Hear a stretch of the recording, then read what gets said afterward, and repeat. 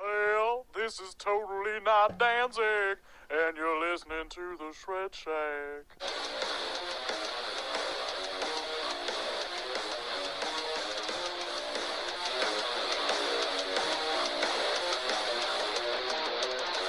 Greetings, folks. I'm Dan Mack, And this is Chris Mack. welcoming you to episode 98 of the Shred Shack podcast, your premier source of news and uninformed yet heavily biased opinions pertaining to all things heavy metal, airing whenever we feel like it on iTunes, Mixcloud, and Google Play for now, as well as on YouTube at youtube.com/The Shred Shack and youtube.com/AdamantTemplum. And I would like to say that we are being sponsored by Monster Energy Drink. You just... Disclaimer, we are not actually being sponsored by Monster Energy Drink. No, I just drink enough of it that we should be sponsored by Monster Energy Drink.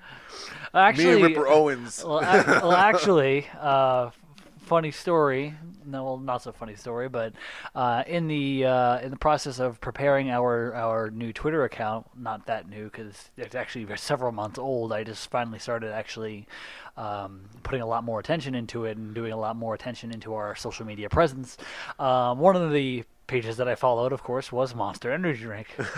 I try to follow the things that we've made jokes about as far as sponsoring us. So Taco Cabana is being they're being followed. Steel Reserve, even though none of us drink any, like at least none of us here in Texas. Texas. I mean, Pete doesn't drink it, but you and I don't drink anymore. But still, Steel Reserve. So those things that we make jokes about being sponsored by. Hey, listen. We're just going to take our cues from James Hetfield. He doesn't drink anymore, yet there's a Metallica whiskey. That is very true. So, yes.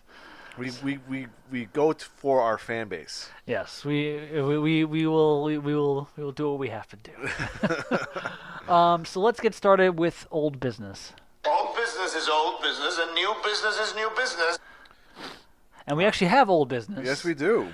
Because you technically did answer this on our Facebook page, but it didn't come up as a Post by the Facebook page. It came as a post of me on the Facebook page. Exactly, like from your personal page to which I don't know why he did that.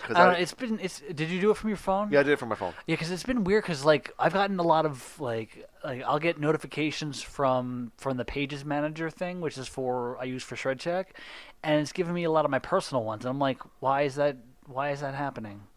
Well, I don't get it. But yeah, because I clicked it like post to your page, which means like I am an administrator on the page. I should be able to post it to the page. But then Pat told me I posted it as Chris MacDonald on the Facebook page. Yeah, I don't know what the deal was with that, but I reposted. You did two. I reposted one of them. This is the one I didn't repost. Yeah. All right. So this is the one that we were talking about when Dream Theater recently announced the first dates of the Distance Over Time World Tour, which is also being billed as a 20th anniversary celebration of the band's fifth album, 1999's Metropolis Part 2 Scenes from a Memory. Asked by Rolling Stone if Dream Theater will play the whole record at each show, guitarist John Petrucci said, "We are.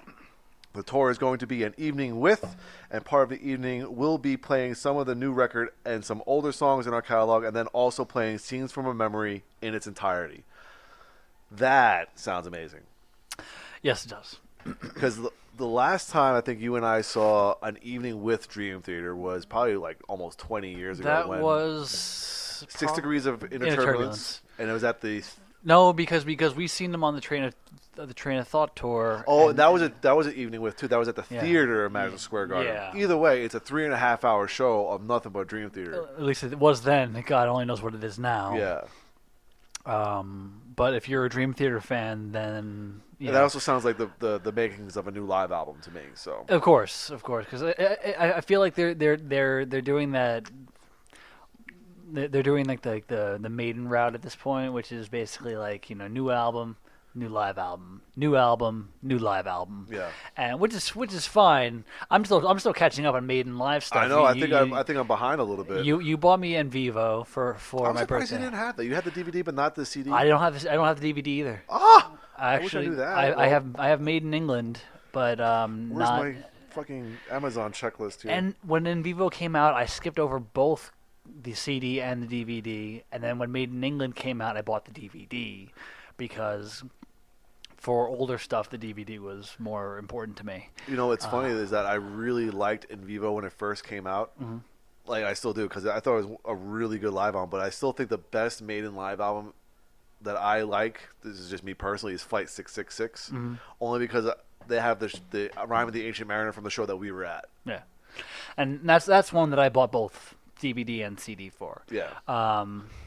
Plus, the documentary is amazing. Yeah, but like for I don't know if there's a DVD for Book of Souls. There's I the think CD. I'm pretty sure there is. I want to say that there is. I don't think there is. All I know is that I hope that they're recording the Legacy of the Beast tour for a live DVD. Just because the set looks amazing. I can almost guarantee that they are. Because there's also just so much time because they got the video game, the mobile game that they're basing this off of. They got the tour Legacy of the Beast, and now the next would be the legitimate, the logical next step would be CD DVD release. Yeah, and Legacy of the Beast sounds like a tour album title. Yeah. So yeah, but back to Dream Theater, it seems like they do the same thing, and they've been doing the same thing for a while, since probably all the way back to Train of Thought, which is like Train of Thought. Then Budokan came out. Right. Then they did Systematic Chaos and I think Octavarium, and then I think they did Score. And I feel like they've done a live album every single like every album or two. So I think they're taking a similar route. With that out of the way, let's move along to new business. And this is new business, and we do not discuss new business until next quarter. I have not listened to anything new. Nor have I. Because I'm still working on old. I am currently up to September. As far as our top 3 stuff, we are currently almost caught up. And we're almost back to doing real deal top 3 videos, which I'm very excited for. I'm hoping to be jumping back in on that next year. I've been very, very behind on new music in this whole year of 2018. But the music that I have been finding has been wonderful. I was going to say, one of the things that you mentioned to me on the last podcast was that band Lucifer. Which is amazing. And yeah, it was super. It's so, like you said, it was right up my alley. Yeah. The old school sound, the female singer, everything about it screams. Chris would love this band. Those videos, like just the aesthetics of them are so cool. Yeah, everything about the band is like right up my alley. And I think they ended up being my number 2 band for, it was either August or July. Well, there you have it. But that was great stuff. But I am finding, and there's a good number of bands that are coming up like that. They're female fronted and they have that Sabbath sound.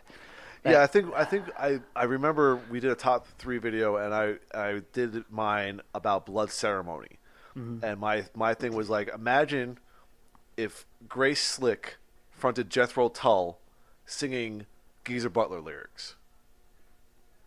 I mean, that's the sound. I mean, it's everything that you can possibly dream for. Yeah, and a lot more of that has been popping up lately, which is great. So.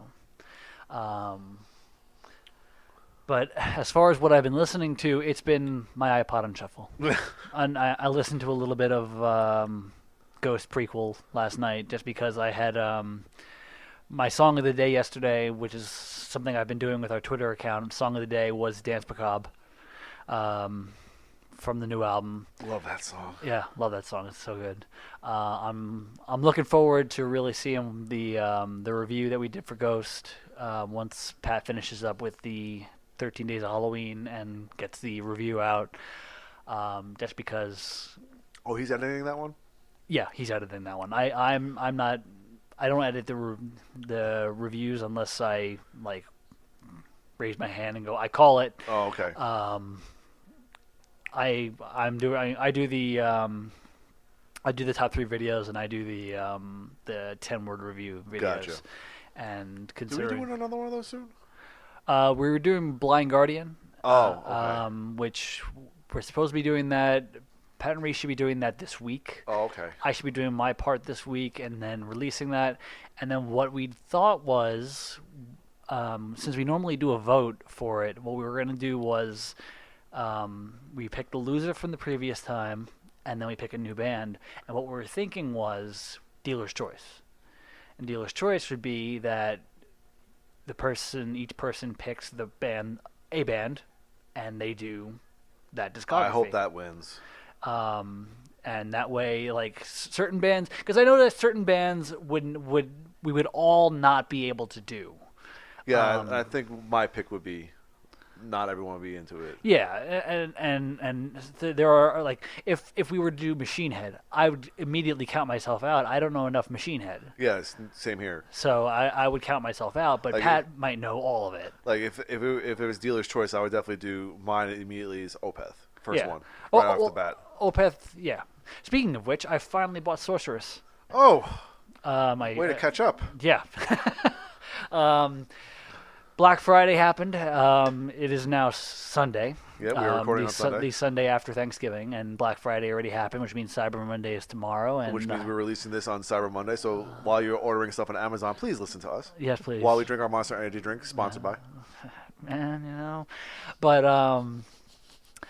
but Nuclear Blast every single year, like they always have this incredible sale. And last year, and the last 2 years, I have gotten stuff from them. And last year I said, yeah, pretty much like, yeah, I can't see them surprising me this year. Like I've gotten everything I could possibly want, and I can hold off and not get anything. Nope, ended up ordering like 14 CDs. Oh, I can't wait until I can do that. Yeah, that was the thing. One of them was Opeth. Working on my Sonata Arctica collection. Testament in there. God, there was the latest Accept album was in there. Oh, nice. And these are all $4.99. Yeah. Yeah, I was like, no, there's no way I'm passing this up. This is amazing. Like the good thing about that is not just the Nuclear Blast, but every once in a while, when you go through Metal Sucks, they have they give you the heads up that Amazon is doing like a super sale on like heavy metal CDs, and everything is in that price range of like $4.99 and lower. So it's like I can't wait for something like that where I just have a bunch of money just lying around and be like, oh. Yeah. Because I've been kind of stagnant on the stuff I've been listening to. Like there's nothing that's been like I've not been dragged away from my current rotation. Yeah. And it's just for a matter of convenience, really. Like I just haven't gone out of my way to listen to something new, and I think I just need like a kickstart to kind of restart the. Well, the see fire where there. Skateboard's at and see what we got there. I can do that. I download stuff on the other computer. The other computer is not set up because that's what I have my iTunes checked to. Gotcha. You know what I mean? Yeah. And that's how I also back up everything on my hard drive. It's a whole process that I don't have set up at the moment. Gotcha. But it's gonna be a nice couple of days of metal once that arrives. Nice. That box arrives, which is gonna be sweet. But their Black Friday sale always gets me. Always like, hey. Well, I just remember that one year where all those concert tickets for San Antonio were like half off. My And I bought God. like tickets to everything. Yeah, I remember that was the year I bought the Amorphous tickets. I think you ended up buying. I went to a lot of shows. Like I went to Sonata Arctica. I went to Overkill. Didn't you go to Hammerfall? I missed Hammerfall because I fell asleep. Oh, that sucks. Yeah. It was one of those. I was working really, really long hours, or I was up for a long time, and I decided to take a nap, and I slept right through that shit. But it's Nuclear Blast does not disappoint for Black Friday. So, and I posted it on the Facebook page because of the fact that like them being top tier and that sale being as good as it is, like you can't pass it up if you're a CD collector, or if you're still buying that physical medium. So yeah, it's just been until I get that. It's just mostly been the iPod on shuffle. Actually, I was listening to a little bit of Exodus yesterday. I just put because I got a bunch of the Exodus last year, and I was like, well, fuck it, just start from first album alphabetically that I have, which is Blood In Blood Out, and it just started playing. So I was like, okay, throw some of that on. I stopped a 140 song streak, which is probably one of my longest ones yet in my randoms of my iPod, and played Ghost and Exodus. So Yeah. let's go on to some general news. All right. The 4th annual Bowl for Ronnie celebrity bowling tournament benefiting the Ronnie James Dio Stand Up and Shout Cancer Fund held on Thursday, October 25th at Pins Bowling Center in Studio City, California was once again sold out in advance. This year's event brought in its largest amount yet of $74,000 for the music-based organization that has been raising awareness and much-needed funding for cancer research since 2010. Now, in the article, they had a list of all the people who attended this, and it was a hefty list. Yeah, it's usually at least hosted, I think, or partially involving Eddie Trunk. And Eddie Trunk has a lot of pull with some of these metal celebrities between that metal show and his radio show. You know, it's usually a who's who of 30 some odd years of radio and metal. Yeah, so he's got some pull there, and you know, usually it's just like a who's who of metal, you know, who shows up to that thing. And plus, who wouldn't want to watch like Chris Jericho get drunk and throw some bowling balls around? You're thinking about it, aren't you? No, I'm just imagining like who would be the one that wants bumpers? Ozzy.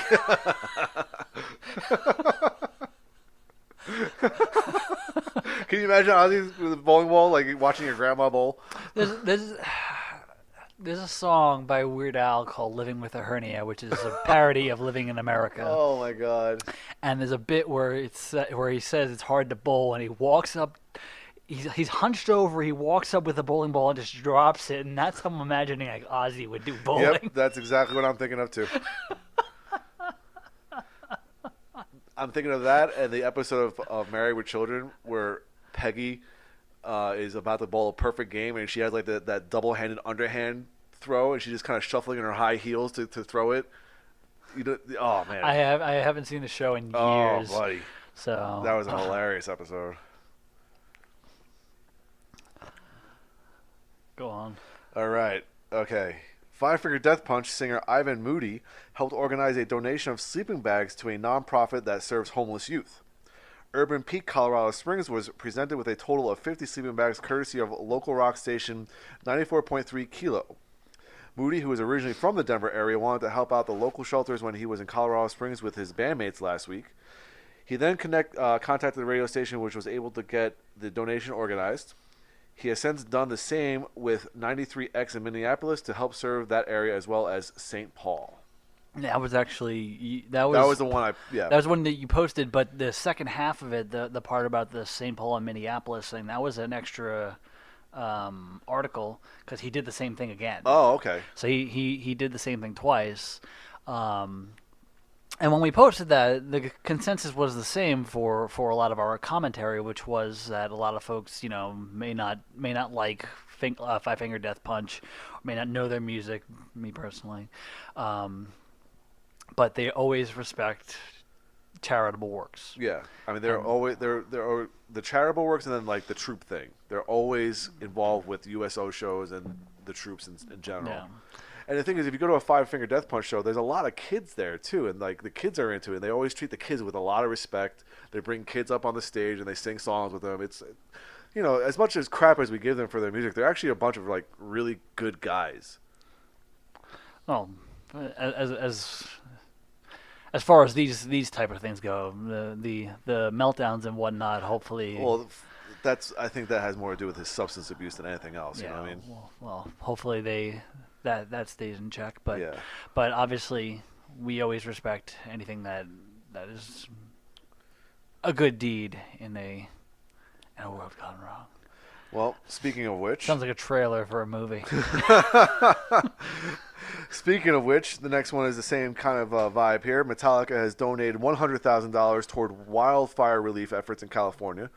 The band made the donation through its All Within My Hands nonprofit foundation, which was launched in 2017 to help creating sustainable communities by tackling the issues of hunger and workforce education and encouraging volunteerism. And that is a lot of money, and that is definitely for a good cause, because that is still. I don't know if they got it under control yet. I mean, it's still a big deal. Yeah, it's.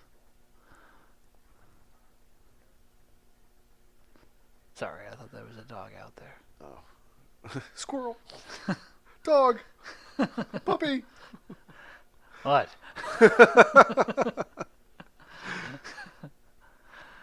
All right. All right. Continuing on here, Spinal Tap will reunite for a 35th anniversary screening of the film This is Spinal Tap at the 2019 Tribeca Film Festival. The band, which is comprised of Christopher Guest, Michael McKean, and Harry Shearer, will also perform following the screening. They will be joined by This is Spinal Tap director, co-writer, and star Rob Reiner for a conversation to follow. I heard that Harry Shearer actually released a Solo album? A solo album. Yeah, that's what I heard too. Yeah. I think he released it as Derek Smalls too. Yeah, I'm pretty sure he did. 'Cause I'm pretty sure if you go onto the Wikipedia page for it, they actually list it under Derek Smalls. As the character. I love it. I think that's amazing. That's just ridiculous. And, the fact that the joke in and of itself remains relevant 35 years later is amazing. And I think that's just because of the fact that everyone feels a sort of, the people who get it feel a sort of connection to it. And the thing is, it doesn't really just apply to musicians either. I mean, a Spinal Tap moment can happen anywhere, in anything. Yeah, I was gonna say getting lost onto the stage can sound like anything that can happen to anybody, even to people in a play. You know, the Stonehenge in danger of getting crushed by a dwarf. that kind of mix-up can happen anywhere. You know, I mean, that stuff happens. It's a Spinal Tap moment. Yeah. You know. So Spinal Tap has become a universal thing at this point. All right, so let's go on to recording news, which I believe have had a lot. Yeah, there's definitely a decent amount here. Here we go. Check this out.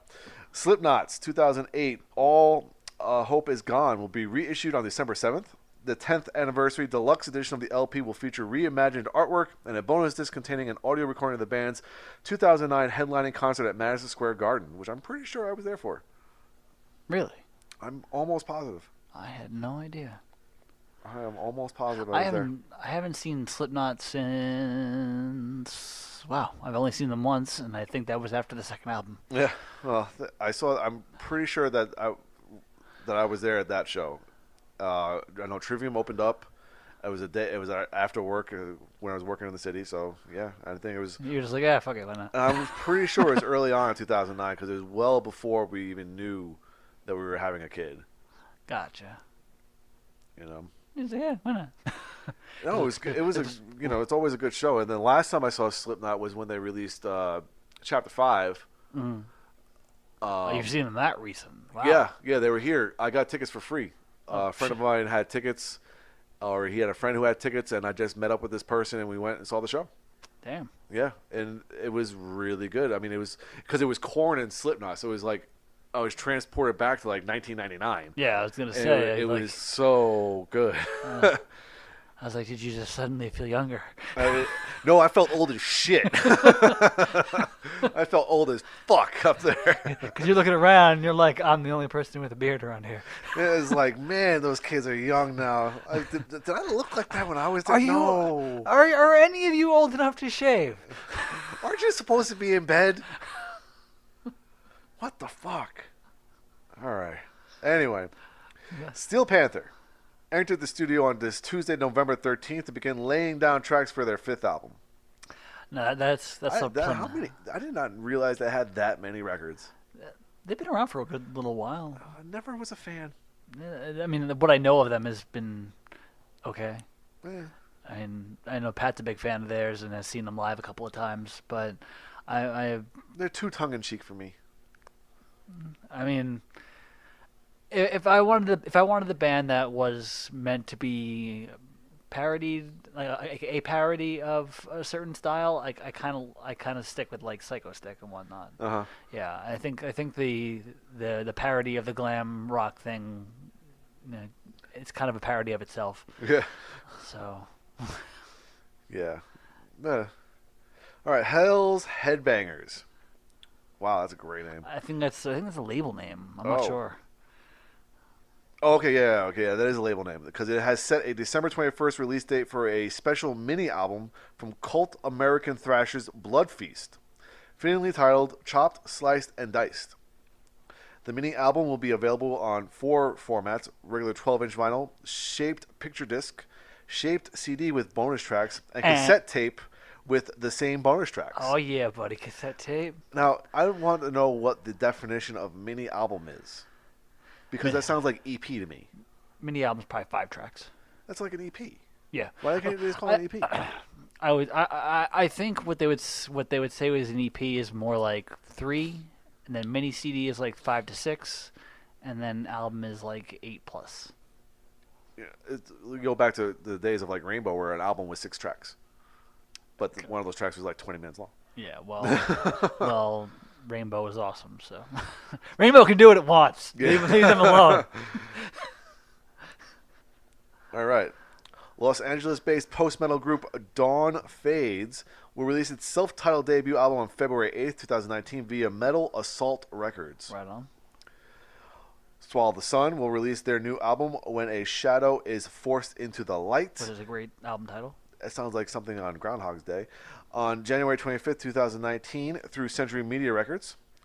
Only 1 month earlier, on December 21st, they will release a standalone 14-minute epic single track called Lumina Aria, both digitally and as a 12-inch EP vinyl version. It sounds like a Final Fantasy move. Right?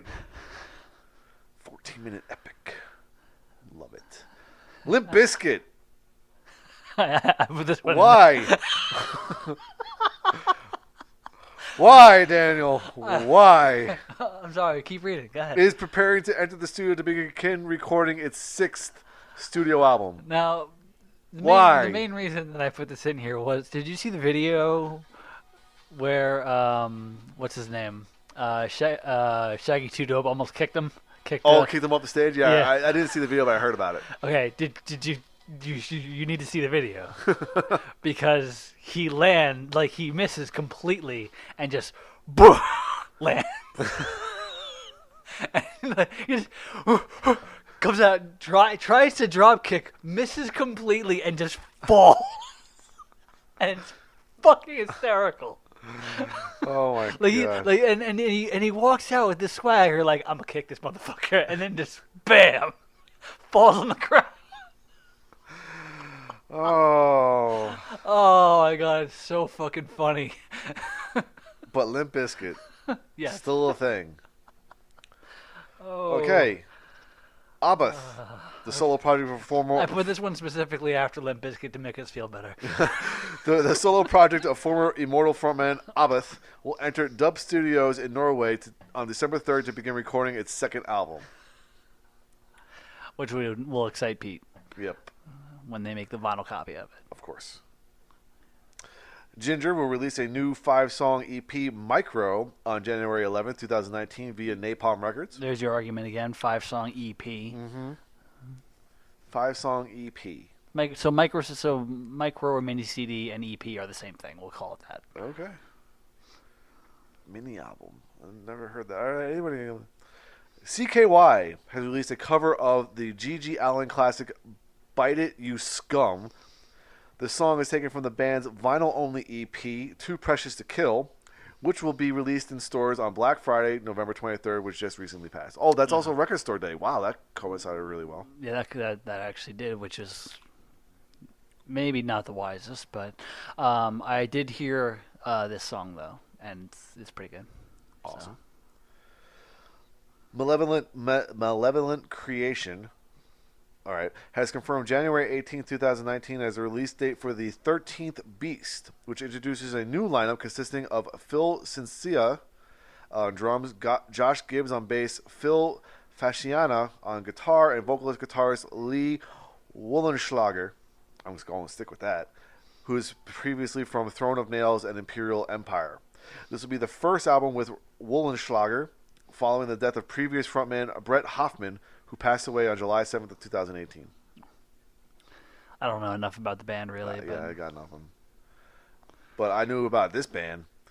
Apocalyptica has announced the much anticipated live recordings.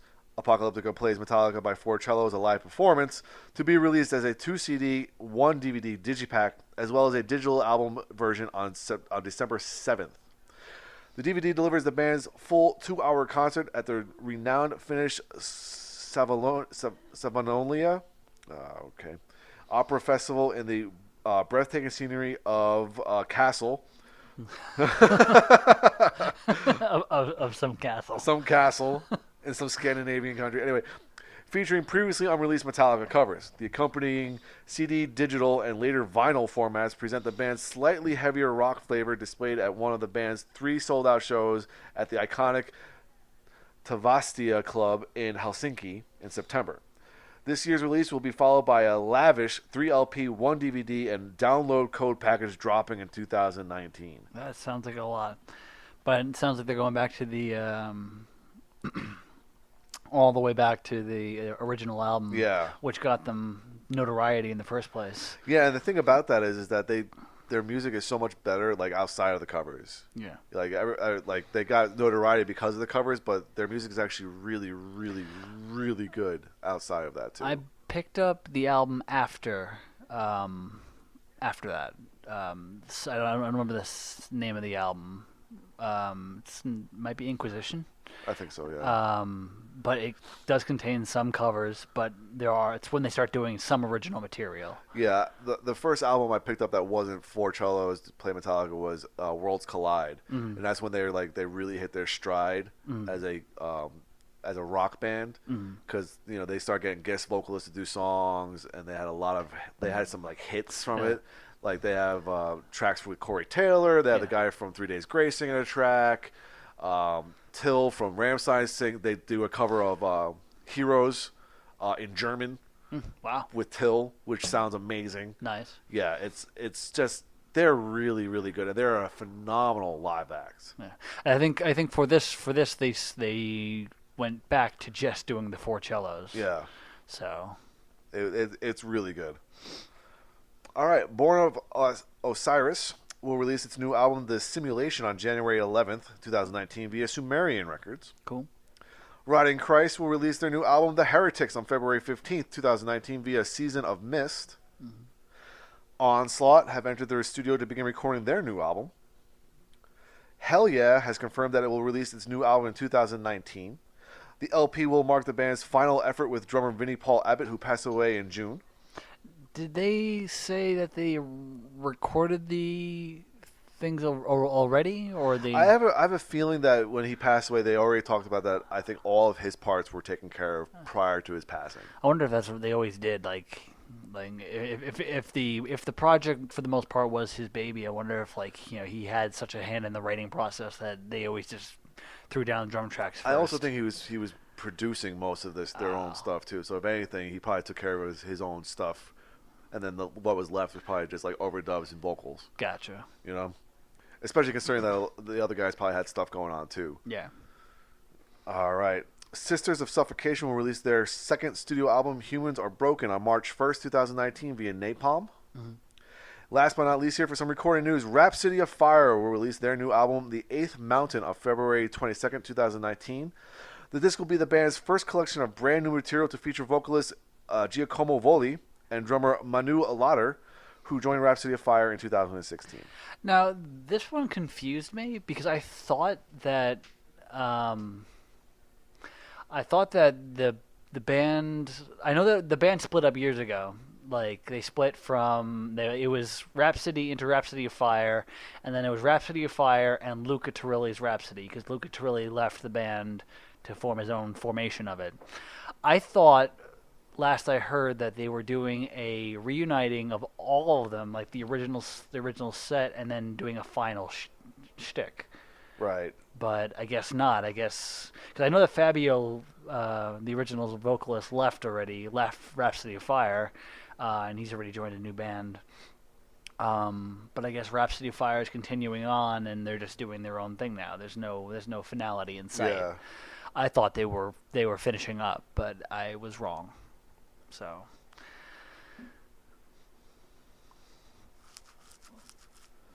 All right. Moving on. So next up we have concert news, and looks like there's still no really big festival news. But let's talk about some touring. This one. Seven Dust will join forces with Tremonti, Cane Hill, Lullwater, and Kira for a U.S. tour in February. The tour will begin in Houston on February 1st and end in San Antonio on March 3rd. Woo! So they start in Texas and end in Texas. No better way to start and end. Yeah, and I think it's the Alamo City. No, it might be Vibes, which is Rockbox. Yeah. But I missed them last time they came around. They came here last year for New Year's Eve. They did, which bad timing to go to for like I won't go to a show on New Year's Eve, so bad timing for me personally. But I would like to see Seven Dust again. The last time I saw them was that acoustic show, the right? acoustic show, and that was fucking phenomenal. Every time that I see them, they're always good. Yeah, every time I've seen them, I've seen them like 3 times, I think total. I've seen them a good handful of times. Like we might be pushing like almost double digits. Oh, really? I've seen them a lot. Like Yeah. anytime they came to town, I saw them when we were in New York. Well, they are coming back around. So Yeah, they're always good. We saw them at the what was that place called on Long Island? don't look at me. The Vanderbilt. Oh yeah. Saw them at the Vanderbilt. Yeah, that was That was a great that show. was the first time I saw them. We were front row for that. Yes, we were. We were right up at the gate for that. Yep, that was a good one. Same thing with Static X too. Yeah. Static X I ended up going to the back for, and that's where I started my love affair with the back of the venues. And then I'll just stay back here. You guys go have fun. Yeah. Yeah, getting crushed by people. Yeah, not good. What's that smell, man? That's a lot of blood I smell. Actually, that happened at Andrew WK. Oh, remember my one buddy who was crowd surfing and it dropped on his head? No, I don't remember. Oh, that, dude. but it does sound like something that would Yeah, happen. this guy really literally fell on his head. He ended up going like to the hospital, and he came back with like a big bandage on his head. We saw Andrew WK play at Club Loaded, or Revolution as it was called at one time. This is back on Long Island, and this is when Andrew WK didn't have a band. He had backing tracks, and he just sang and Oh, yeah, I remember played you saying piano. And so what ended up happening was the piano was the keyboard was set up in the middle, and he comes out on stage.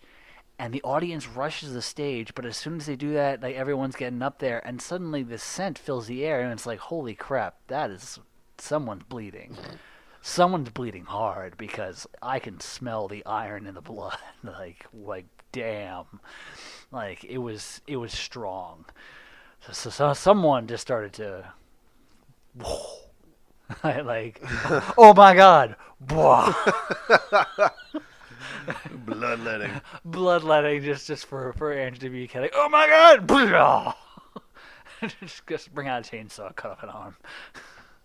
But like it was like almost immediate. Like, damn, what just happened? Yeah. All right. Hashtag no San Antonio date. Candlebox will be kicking off a tour February 10th at the Pageant in St. Louis, and will perform several shows throughout spring and summer, hitting major U.S. markets along the way, including Detroit at the Fillmore on February 16th, and back-to-back performances in New York at the Paramount Theater on April 26th, and Irving Plaza April 27th. Playing their entire debut album at select shows. Which includes Far Behind and a couple other tracks. Yeah. So that would be a cool show to see. I never got to see Candlebox, and I like them. So yeah, they're one of the more fun ones from that time. Yeah. All right, hashtag no San Antonio date. Swedish Death Stirs. Hypocrisy, and Italian symphonic metalers. Death metalers. Flesh God Apocalypse will return to North America for the Death is Just the Beginning co-headlining tour in March and April 2019. Joining them will be the progressive extreme metal band Animus. Tour will start in LA on March 15th and end in Oakland on April 15th. I just need to see some real quick. Okay, there's one I didn't include in here. I don't remember who it was, but it goes back to the amount of ball licking that Blabbermouth does.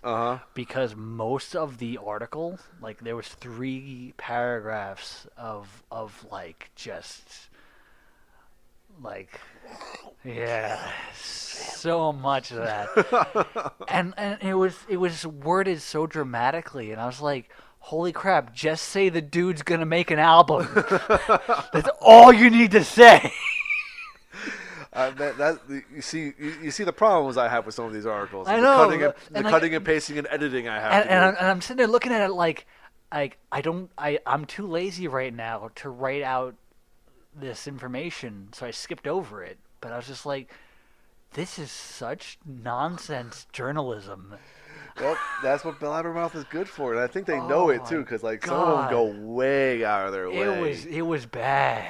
Like wow. I think someone, like I said, I think they understand what they're doing, and they just go above and beyond what they should have. It was one of those things that was like, at first there was nothing, but then suddenly there was light.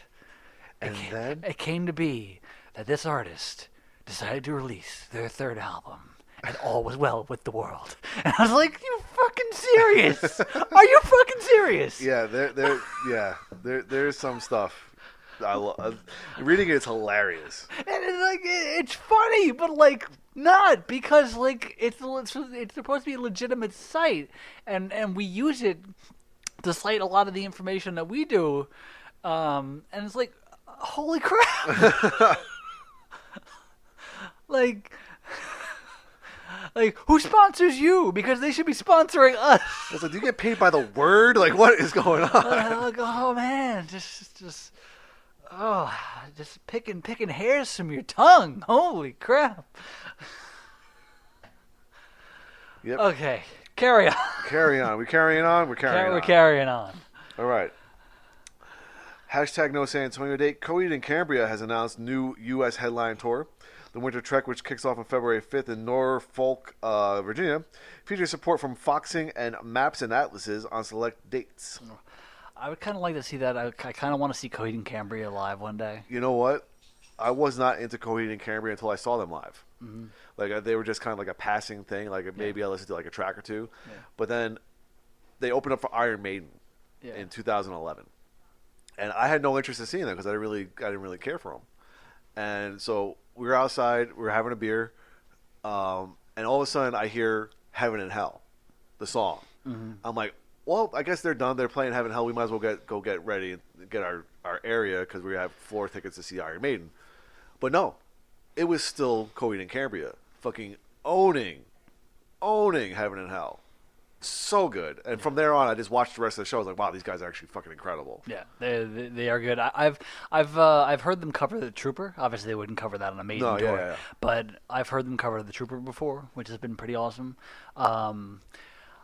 The songs that I know from them are pretty good, and one of their songs was actually the theme song for NXT for a while. Oh, okay. That's why I keep hearing it over and over, and I'm like, man, this is a good fucking riff. You know, and they're actually a really good band, and like I'm just surprised that I'm taking so long to get into them because they are high concept. Yeah. Like all their albums are connected by something. And that's usually something up your alley. Yeah, exactly. So like for my birthday, I think a year or two ago, Pete gave me a gift card to CD Exchange, and of course, I tried to find some of the cheapest stuff I can get so I can get more of it, and I was able to find like 3 Coheed and Cambria records within my price range. Nice. And I bought all 3 of them. So nice.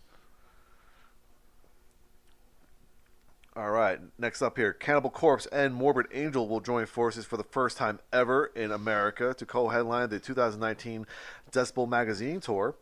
Rising Bay Area Brutalizers Necrot and space-obsessed Denver Death Dealers. I didn't. Oh, wow, I did not even that see is that. great.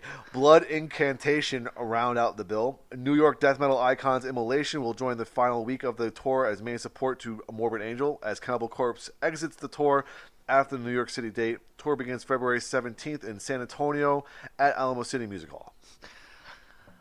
That's going to be rough to listen to there. It depends on if they do it right, because again, sometimes Alamo City can get the sound right. Yeah. But I would hope that they would be able to pull out the stops for that show. I would hope so, but it's just the abrasiveness of the sound and the muddiness of the Alamo City Music Hall in general. Yeah. I don't see that as a good mix. But I just wanted to say with this the death dealers thing and the death metal icons. I remember a joke from the Critic, and they were talking about, I think there's a particular tabloid that was being written, and it's like, this is the words you have to include in every single headline: nude, bathtub, mayor. And it's like, here's an example. It's like, and like there are all these like really just bullshit words that like he includes, and like that's what I'm thinking of this. Like there's like a board somewhere. Like it's like the episode of it's like the episode of South Park with Family Guy and the beach balls. I don't think I saw it. Okay, well, You don't need to go into the description. Just there's a whole episode. where they just kind of bounce a beach ball and it makes a Family Guy episode. Yeah. Okay, I think I heard about that one. And they put like basically three words together and they make a joke out of it, and that's what they do. Their writers are these manatees that are just pushing balls around and making references, and that's what this basically does. Yeah. It's like icon, death deal. Symphonic, Death- female-fronted. Deathster, you know. Ridiculous. All right. Oh, this is a bummer. Hashtag no San Antonio date.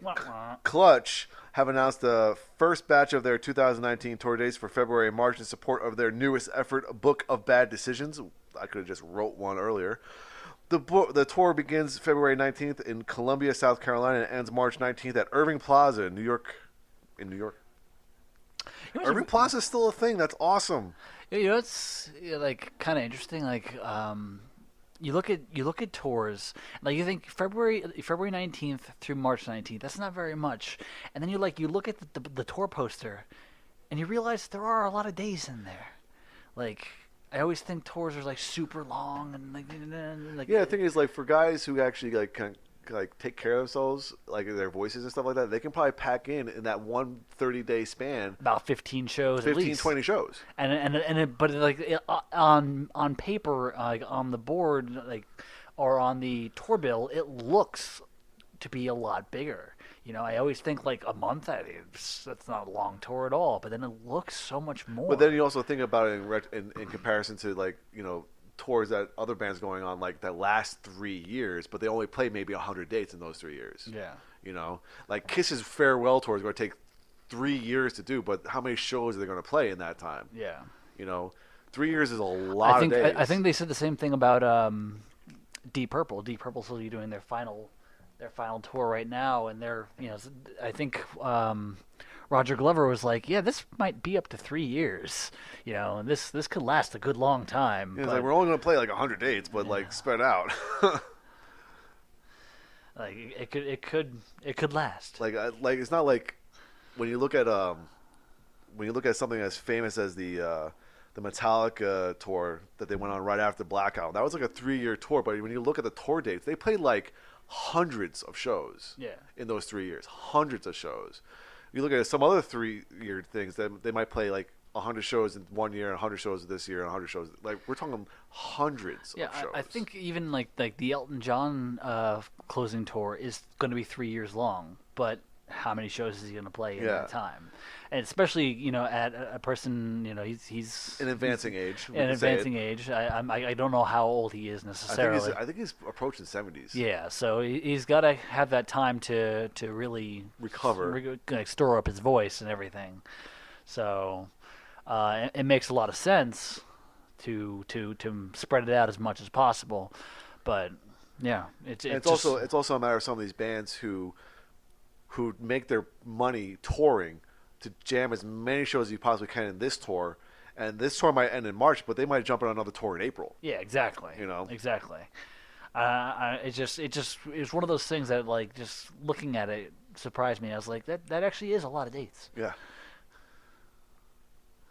All right. Last but not least here for some touring information is Epica have announced a select number of exclusive shows in support of the 10th anniversary of their album Design Your Universe. The band will return to a number of venues they played while touring on the album back in 2009, 2010. I think what I saw of it, there was 5 shows they're doing. They're doing just 5. Wow. But still, they're playing. I think they're playing the album like in its entirety or something. I wouldn't doubt it. That makes sense. All right, we got one-offs. Foo Fighters and Metallica are among the all-star cast of musicians who will honor the memory of the late Chris Cornell with a special tribute performance at the Forum in Los Angeles, California. Los Angeles, California, period.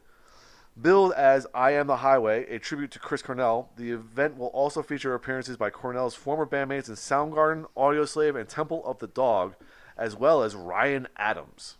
I like Ryan Adams, actually. Ryan Adams, I remember, we're probably talking like 5 years ago, there was a fan-filmed video of him doing an acoustic cover of Holy Diver. That was absolutely phenomenal. Yeah. Speaking of covers of Dio songs, have you seen the Sad Clown doing Rainbow in the Dark? No. YouTube that shit. Okay. It's phenomenal because it's a sad clown and a guy playing acoustic guitar. He does this just melancholy version of Rainbow in the Dark, and it's like it's heart wrenching because it's a sad fucking clown. Man, I don't.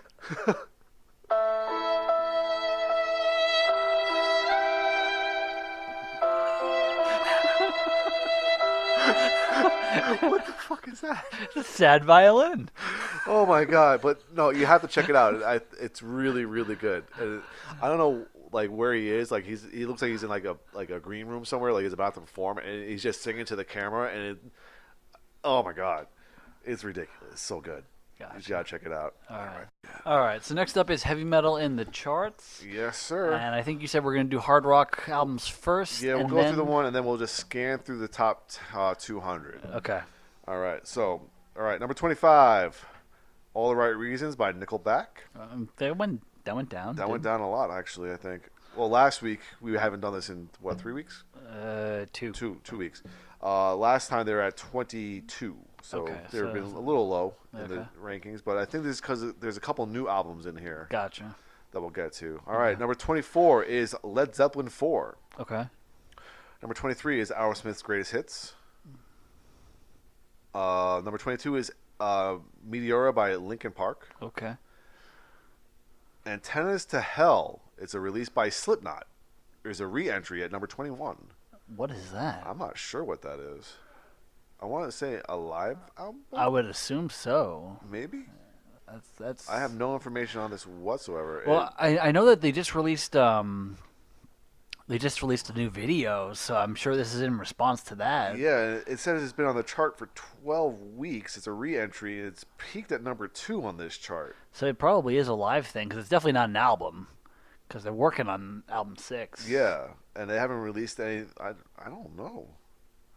I'm going to have to Google that in a little bit. Yeah. Find that out in a minute. All right, number 20 is Three Doors Down, The Greatest Hits. Okay. Number 19 is Foo Fighters, The Greatest Hits. Mm-hmm. Here's an interesting one. Number 18 is Queen, Night at the Opera. Because of the song Bohemian Because Rhapsody. of Bohemian Rhapsody. All right. Number 17 is And Justice for None by Five Finger Death Punch. Number 16 is Hyper Theory, Linkin Park. Number 15 is Bon Jovi's Greatest Hits, the Ultimate Collection. Ultimate. Number 14 is And Justice for All, Metallica. Okay. Number 13, Mothership, Led Zeppelin. Number 12 is A Decade of Destruction, Five Finger Death Punch. Gotcha 6. Number 11 is Back in Black, AC/DC. Number 10 is Black Album by Metallica. Number 9 is No, I'm kidding. Number 9 is a re-entry of Appetite for Destruction by Guns N' Roses. Really? Not on the chart last week. Really? Yeah. All the way up to number 9. Yep. Really? Yeah. That's quite a jump for From not being on the chart last week to jumping back on it. for no significant news. Right. That's impressive. Yeah. All right, here we go. Number 8 is the new album from All That Remains, Victim of the New Disease. Okay. Number 7 is Greta Van Fleet, Anthem of the Peaceful Army. It's funny. There's a thing from, I think, Roger Glover of Deep Purple, who was talking about Greta Van Fleet, and you're saying how bands like them and Rival Sons could have been huge in the 70s. Oh yeah, because they have the sound. Yeah, I think I think similarly, there was a meme of like how can you piss off an entire fan base in one sentence? Since like Greta Van Fleet is pretty much it's what's that word? That word that's they derive too much from their influences. Like basically they're saying they're unoriginal. Oh, okay. Yeah, I was like, how can you piss off an entire fan base in one sentence? Uninspired and unoriginal. All right, here's an interesting one. Number 6, it says new here. Electric Ladyland by Jimi Hendrix. Yeah, they just released the special edition. Oh, of is it. that what it is? Okay. Yeah. Okay. And I think we talked about that recently. All right. Holy hell. Oh, that's funny because the next album is a new release by Architects called Holy Hell. That was not on purpose. That's great. All right.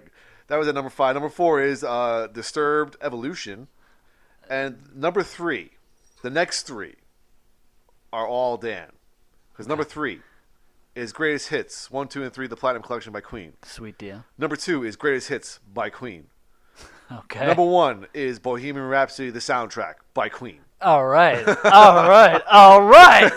1, 2, 3 punch right there. Oh man. It's over 9,000! Hell yeah. Eat a dick, everybody else. That is right. Oh man. Yes! Oh! Fantastic. Yeah. That's it. That's what I'm talking about. Yeah. Good deal. All Yeah, right. That's 4 Queen albums on there. baby. Yes, sir. And one is actually an album, not just the greatest hits. They have 2 greatest hits and a soundtrack, which is pretty much their greatest hits. Yeah. Yeah. That's amazing. That makes me happy. That's amazing. Makes my heart very happy. All right, well, here we go. Let's just scan through the top 200, all right? Scrolling. All right. Scrolling. Here's a re-entry, not on the charts last week, on the chart at number 6 this week. Mm-hmm. The White Album by the Beatles. What? Right? What? What? Right? What? What? I told you there was a surprise right off the bat. What? Wait. Did it turn 40, 50? Actually, I 70? think I saw something. I didn't read the article. I think I saw something that there's some kind of reissue happening where there's a bunch of unreleased tracks where they are saying that these released tracks are so good that the album should have been a triple album instead of a double album. Damn. So I don't know. But a re-entry, Okay. back on the charts after not being on last That week is at number 6. Number 6. The White Album God. by the Beatles. Damn. Number 7 is Bohemian Rhapsody, the soundtrack by Queen. God damn. Yeah. Muse has released a new album called Simulation Theory, and that debuts at number 12. That's cool. Yes, it does. We might be... Oh, wait. Greatest Hits by Queen at number 48 last week is up to number 19 this week. Wow. Yes, sir. Yes, sir. That makes sense. All right, now we're probably getting into... Yeah, now we're getting into Oh, wait, no. Number 35. Down from 9 last week is Greatest Hits 1, 2, and 3, The Platinum Collection by Queen. Queen ruling the top 40 here. Yeah, really. Ruling it. All right, now we're probably going to get... We're going to get to that time of year. Well, there it is. Yep. Number 46. Trans-Siberian Orchestra. Nope, Pentatonics. Oh, okay. It's either them or the Trans-Siberian Orchestra. Seriously. But now that this is officially after Thanksgiving, we're probably going to hear a lot of Trans-Siberian Orchestra. Yeah, I'm going to hear a lot of Carol of the Bells, and I'm fucking excited for it. All right. Now we're just getting to the scrolling part. Yep, there's a Pentatonics Christmas. That's number 72. Oh, here we go. Disturbed Evolution is down to 74 from 62. Still in the top 100. Okay. Elton John, his collection called Diamonds is at 83, holding there. Okay. Just holding there. Oh, That's- that band Architects who released the album Holy Hell, they debut at number 89 on the top 200. Yeah, I think that's one of the ones that unfortunately had a recent tragedy, too. Architects? Yeah. I'm not sure about that. A few months ago. Hmm. I know they're like Architects UK or something like that. Maybe. They're just called Architects. I'm, Well, here, Electric Ladyland is listed as a re-entry, not a new album. So, anyway, that is re-entered or is new, whatever, at number 92 of the Okay. top 200, which means that it may appear twice. possibly. Anthem of the Peaceful Army by Greta Van Fleet fell from 69 to 101, just outside the top 100. Okay. Mariah Carey Christmas is a re-entry at 102. Thanks. I really needed to know that. Apparently, Train has enough songs for a greatest hits record because it's a new greatest hits record that debuts at 105. It just drops a Jupiter 6 times. Pretty much. Or that other song that they did That was one other song. that one other song. One other song. Journey's greatest hits is at 112. Fleetwood Mac Rumors is at 115. Always in the top 100 or close to the top 100 with that one. Creedence Clearwater Revival 122. Essential Billy Joel 126. Thriller. Remember that guy can dance. You know. Rehashing old jokes here. Wow. Hashtag bringing it back. Hey, we're about to celebrate our 100th episode. We got to bring back some of the old jokes. Like, my name's Jim. Dude, don't be saying that because I had the button right here. Right where? My name is Jim. That was a bad day. Actually, it was one of our best recordings ever. It took us about 45 minutes to record about 10 minutes worth of footage. just because of that. It's almost as bad as the table. Oh God, or beehole. Yeah. We're coming up on our clip episode, by the way. Seriously. There's a joke there. I'm working on it. All right, so let's continue with our Christmas list here because we got the Vince Guaraldi Trio, which is the Charlie Brown Christmas soundtrack. That's Christmas to Me by the Pentatonics is at 150. Did Pentatonics do anything else besides Christmas? I don't know. Because it seems like that's what they did. All right, well, All That Remains, their new record, Victim of the New Disease, debuts at number 154. Okay. So next week it will not be there. Yep. A re-entry in the top 200 by Appetite for Destruction at 161. Not surprising. Here's an interesting one. Beatles, Abbey Road is at 164. I'm not surprised now that you've mentioned the White Album being at number what? Right, I not- was just thinking of the hard rock. This is not a hard rock album. That's why I was confused for a hot second there. Yeah. That's my bad. But still, Yeah. Black Album is number 172, down from 152. Eagles' Greatest Hits, blah, blah, blah. fucking hate the Eagles, man. Bob Seger and the Silver Bullet Band, 181. Back in Black is at 184. It's never gonna go away. Beatles 1 is at 185. Okay. Man, the Beatles just suddenly had a Yeah, they had an uptick all of a sudden. It's like, did somebody die? No, he's still alive. Thankfully. The Chili Peppers, Greatest Hits is at 193. All-time Greatest Hits by Lynyrd Skynyrd is at 198. Bing Crosby, 199. Because it's Christmas. Little Drummer Boy, one song. All right. And that's it. So that was a. It's going to be interesting because the next time we record our podcast is going to be on. It's gonna be New Year's Eve, pretty much. Yeah, I think we're releasing it on Or New Year's New Eve, so we're Eve, yeah. recording it on January 30th. Yeah, we're pretty much taking off for the next few weeks, and then we're gonna be recording just before the new year for episode 99, so we can start the new year with episode 100. Our clip episode. Yeah, all right. Everybody loves clip episodes. Yep.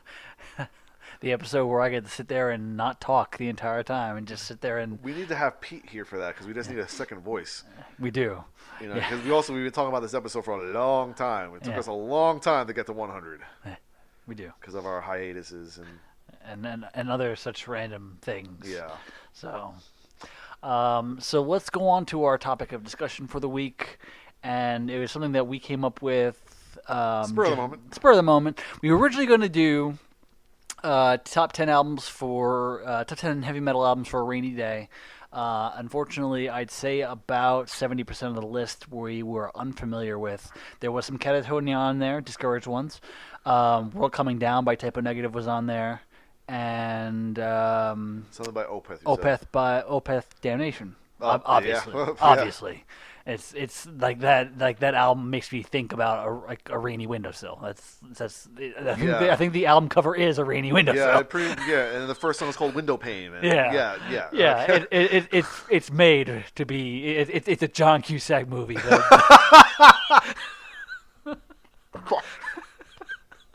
God damn it, John Cusack in the rain. God damn it. So yeah, let's go on to the one that we picked for this because it's going to encompass Christmas, which the next time we do this, it will be after Christmas. Yeah, so this is our last episode before Christmas. So if you have any friends who are metalheads, this is 15 holiday gift ideas for headbangers, a list by Loudwire. All right, first thing on the list here is Heavy Duty, Days and Nights in Judas Priest by KK Downing. Just a solo album? It's not an album. It's a book. It's a tell-all book of earlier. Oh, he released it earlier this year, and it's a must-read. It says, starts with his childhood and how he discovered metal, and details his 40-year career with Judas Priest. Good. Oh wait, it says he sheds light on some of the band's financial struggles, why he left, and spills all of the hot tea you could imagine. I was gonna say that explains why he's been in the news as much. He's probably been doing a lot of interviews for the book. Yeah. So yeah. All right, so that's a pretty cool idea. Yeah. This one I love. Mm-hmm. Pantera Christmas sweaters. And my favorite one is the one they have right in the middle because it's big, it's red, it has the Cowboys from Hell logo on it, and instead of fucking hostile, it says fucking Christmas. Dude, it is glorious. and it's not like an ugly sweater kind of thing. It actually is a thing of beauty. Yeah, it looks amazing. It does look pretty good. Yeah. So. Now you can get them. There's links to everything. So we'll probably post the Loudwire thing. We will post the Loudwire. But it's at the PanteraStore.com. You can get these amazing sweaters. It's pretty awesome. And by the time this comes out, it will be Cyber Monday. So that is your time to go do it. All right. Next one up is pretty cool. It's a signed Scott Ian action figure. It's awesome.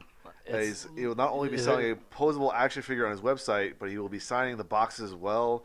The figure is an authentic 8-inch replica of Scott Ian, complete with his tattoos and all. As a bonus, it even comes with Scott Ian's Walking Dead appearance zombie head. Is it? Let me see. Is there a picture of it?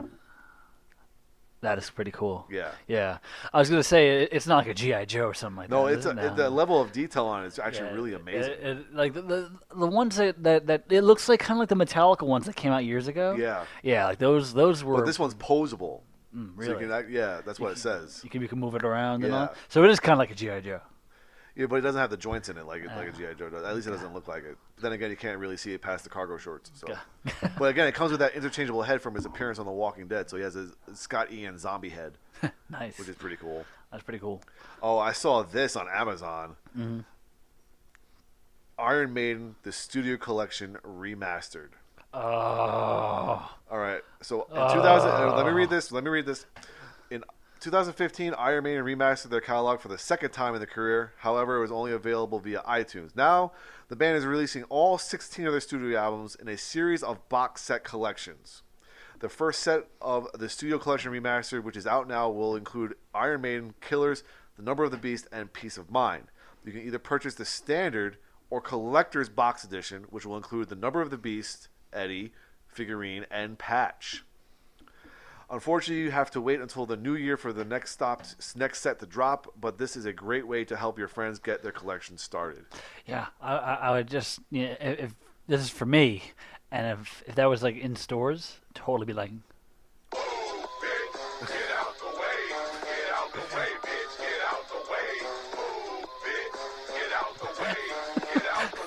like, I'll take that, thank you. Yeah, I saw this on Amazon earlier today when I was scrolling through, and it was like, holy shit, what is that? Yeah, that's amazing. Oh. All right, next up here is Alan Robert. He's released a book called The Beauty of Horror, Ghosts of Christmas Coloring Book. All right, it's not your mama's coloring book. I love some of these. Oh, this is a Life of Agony bassist. Alan Robert. His adult coloring book series puts a twist on Christmas that's so dark it makes Tim Burton look like Santa Claus. This morbid take on childhood is not only perfect for the macabre spirit in your life, but also for those who just need to chill out. Lindsay, buy that for Will. Actually, psychologists suggest that coloring is a stress-relieving activity. Since the holidays are the most stressful time of year, this is a gift that keeps on giving. He likes macabre. He certainly does. I mean, that's right up his alley. Look at Oh that yeah, shit. totally buying that. That's a good idea. Right? Yeah, Oh, see? here's one, and I'm probably going to end up getting it for Dad. Valhalla Java Odin Force Blend Coffee. Give your loved ones the gift that keeps giving, the nectar of the gods. You can never go wrong with Death Wish coffee, which is true. I have regular Death Wish coffee at home, and it's amazing. The brand has everything from fresh grounds to K-Cups and even an aged pumpkin flavor for the basic pumpkin spice lovers in your life. You basic bitches. If you really want to get something awesome for your metal pals, Zach Wild's own Valhalla Java Odin Force Blend is the way to go. Dad has tried this before. He said it's really good. You can even get it in death cups for the rocker on the go. So that would be something that I'd probably purchase for Dad again. Oh, here we go. What is this? You know he listens to the podcast. You just ruined Christmas. You're a dick. I ruin Christmas for myself all the time. Get over it. All right. There's no number here, actually. The next one up is called Chuck Billy Vape Pens. What? What? All right, here we go. Back in 2015, Chuck Billy, a wild Chuck Billy, appeared and capitalized on the cannabusiness with the Chief Vape Pen, which was distributed by Lord Vapor. Now, Billy and Lord Vapor have expanded the series, releasing the Tomahawk, a standard vape pen, the War Drum, interchangeable with flower or concentrates, and the Dreamcatcher for wax and dabs.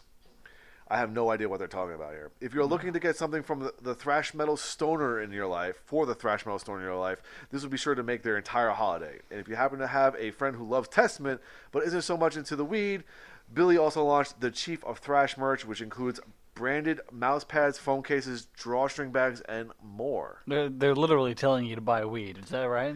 Yeah, I mean, some places it's legal, and this is vapes. These aren't like regular pipes. So. Okay. I just want to make sure that that's what they're referring to. Yeah. Like this isn't just like actual vape liquid. This is something that is more cannabis based. Yes. Okay. That's pretty cool. All right, here we go. This is interesting. Gwar e-juice. What? Gwar e-juice. For a bunch of ancient aliens who spent majority of their lives trapped under ice in Antarctica, Gwar never skip a beat when it comes to what's trending. This is actually going to be vape juice, I think. Back in 2014, the band teamed up with Mount Baker Vapor to release their own signature series of e-juice. The product has been doing well as the vape craze sweeps America, so naturally it is still available through various vape oil distributors. So if you're scratching your head as to what to get your metalhead friend who loves to vape, maybe grab them a bottle of Immortal Corruptor or Gizmo Globin. Did you ever see the video of Gwar when they invaded Billboard? No. Oh, it's actually quite funny. It's them trying to buy out like a spot on the Billboard charts. Oh. That's funny. It's actually a very, very funny video. Oh, this one's hilarious. King Diamond, no presents for Christmas picture disc. While everyone else is listening to Bing Crosby and Kenny G during the holiday season, we've got King Diamond, no presents for Christmas, on repeat. Certain to scare away your judgmental and nosy relatives during the festivities. If you know someone who needs this album in their life, Indie Merch Store has got them covered with this sick picture disc. Because it's King Diamond. Oh shit! Yeah, buddy. That's pretty wild. Yes, sir. Definitely take a look at that when you. No presents for Christmas.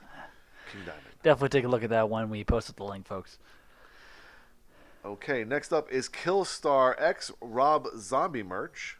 Mm-hmm. If you're shopping for the living dead girl in your life, take a peep at Killstar's Rob Zombie collection, which features over 50 unique and fabulous clothing items and accessories.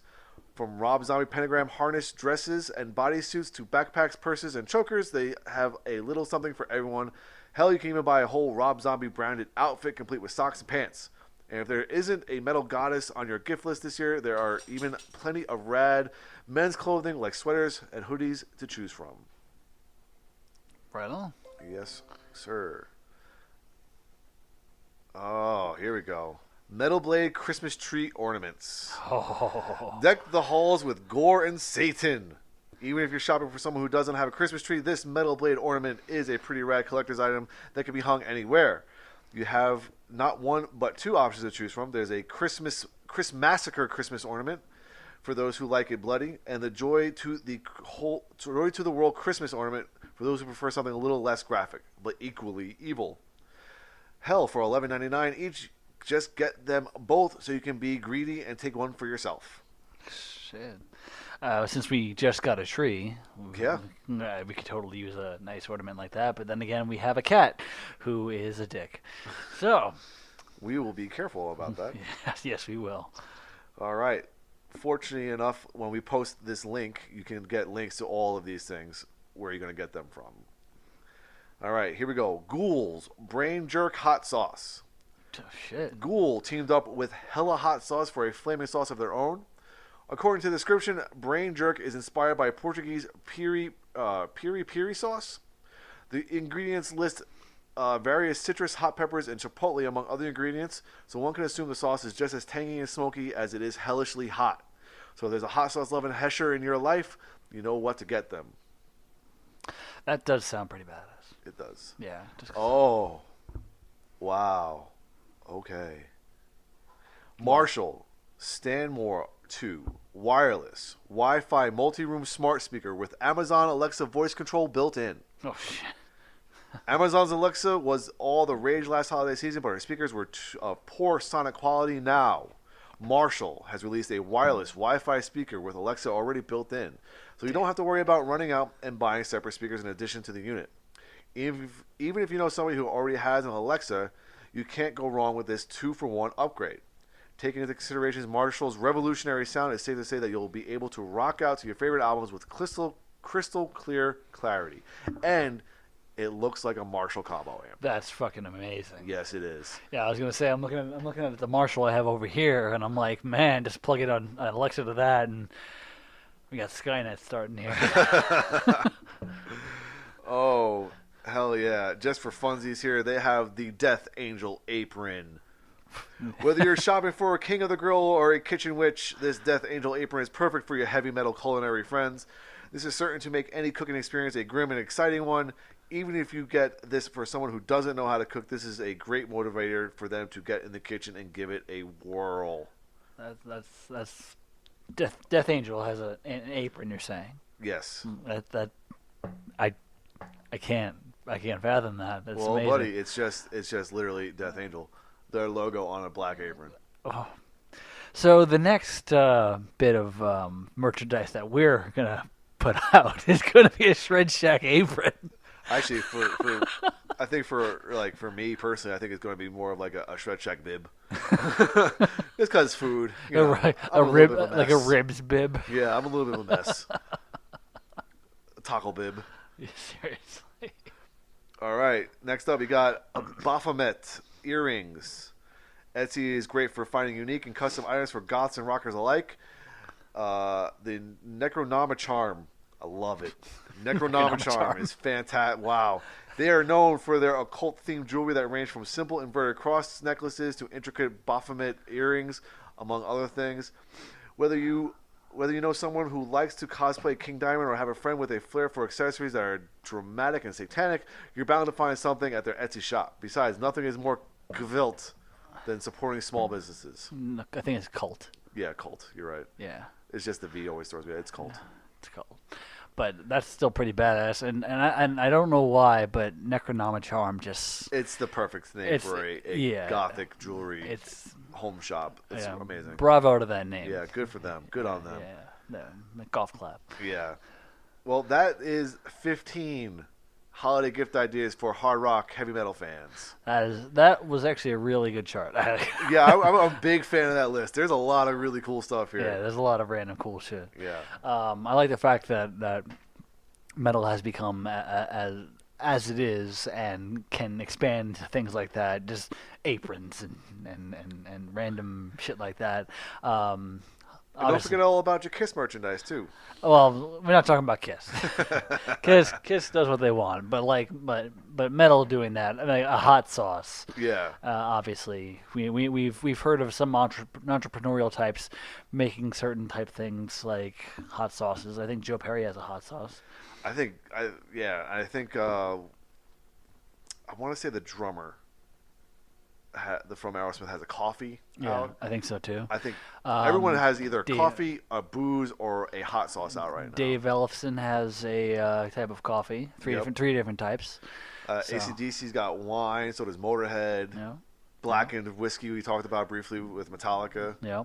So these are the kind of things that people should be looking into for their metal fan friends and family. Yep. And of course, there's always you have to buy 2 bottles, one for consumption and one for collection. Yep, that's right. Don't ever don't get high on your own supply. Yeah. Well, you're gonna have to. So, but that was a great list. I like it. I'm a big fan of that. Yeah. That was really cool. I will probably, unfortunately, not buy much of it or any of it. Or any of it. But that apron thing is a great idea. That Marshall thing is amazing. Yeah, that Marshall thing is quite awesome. Like, wow. Yeah, that's quite an awesome idea, and I'm kind of feeling that Marshall.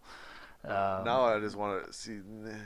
Just want to see what it sounds like now. I want to see what it costs. Oh, you're actually looking into it. Currently unavailable. Oh, damn! Because it's sold as well. We don't know when this item will be back. However, there are multiple other versions of it. So this is the Marshall Stanmore 2 wireless with Alexa built in. There's also the Stanmore wireless built-in multi-room Wi-Fi and Bluetooth speaker, not necessarily with Alexa built in, but we're talking about $300 here. Again, you're paying for a name and for quality. Yeah. Because we Marshall, know the Marshall name, we know the Marshall quality. Yeah, and you know the whole Alexa thing being what it is now. Yeah, and the thing is, there's actually a whole series of Marshall Stanmore Bluetooth speakers in general. Yeah.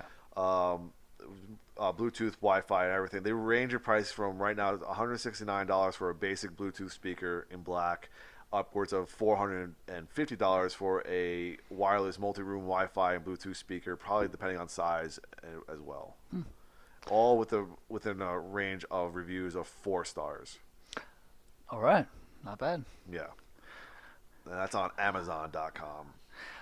And I think with that, we must make our curtain call because Warrior needs food badly. Yeah, I got sushi waiting for me in the fridge. Yeah. So until next time, I'm Dan Mack. And this is Chris Mack. And we are The Slime. The Slime.